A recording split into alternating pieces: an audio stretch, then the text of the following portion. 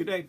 This is Jay Owen with Etsy's NotJustPlates.com. I can be reached at right there. There it is. NotJustPlates.etsy.com, or up there, NotJustPlates@gmail.com. Today we're going to talk a little bit about the condition of a piece of china. This can get to be a little bit difficult, and I want to try and keep it real simple. The thrust of the matter is not what I think, but what you as the consumer think the condition of the china is.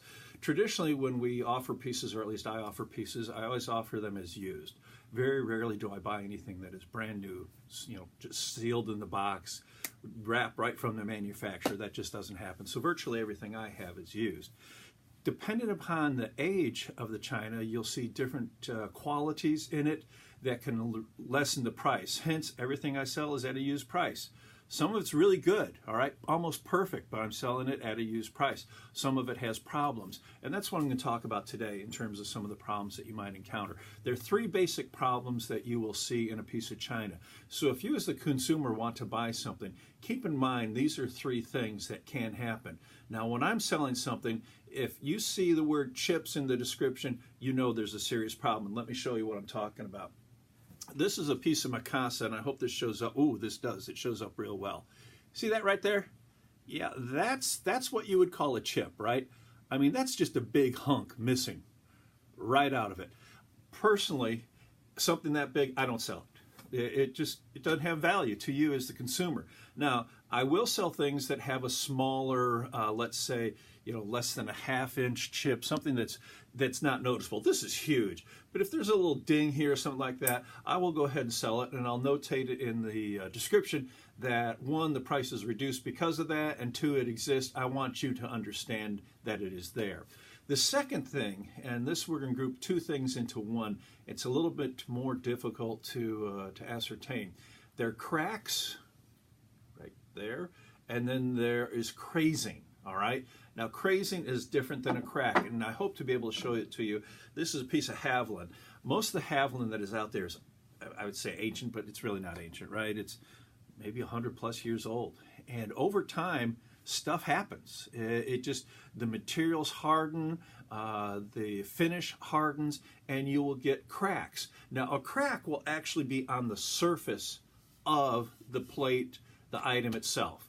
You can put your hand over it and you can feel it. Now, this particular piece does not have any cracks on it, but I wanted to use this piece to show you what crazing is all about, all right?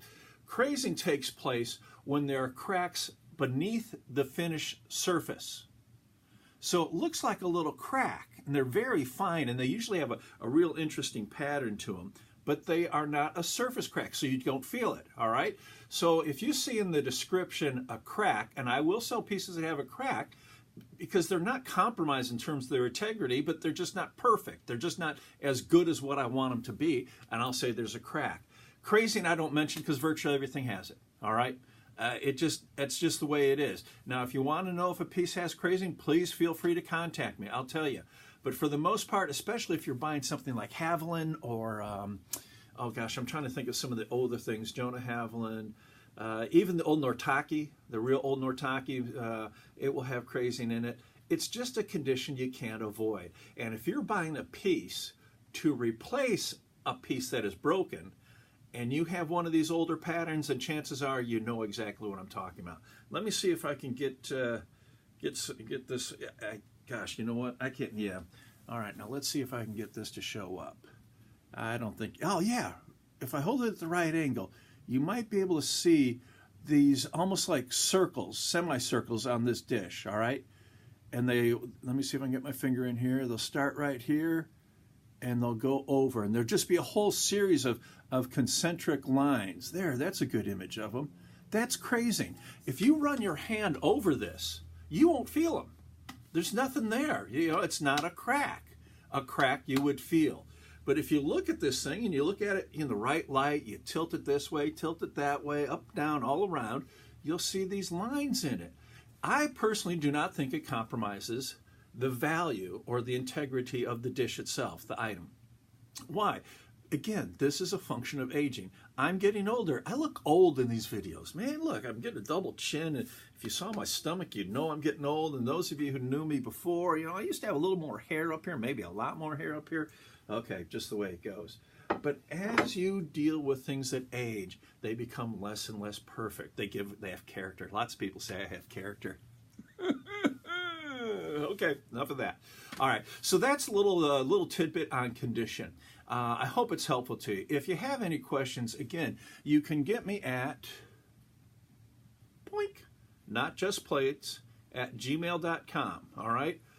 The Etsy site is notjustplates.etsy.com. You can find us on Facebook, Not Just Plates, Twitter, Not Just Plates, and even, what is the YouTube, where you're probably seeing this, Not Just Plates.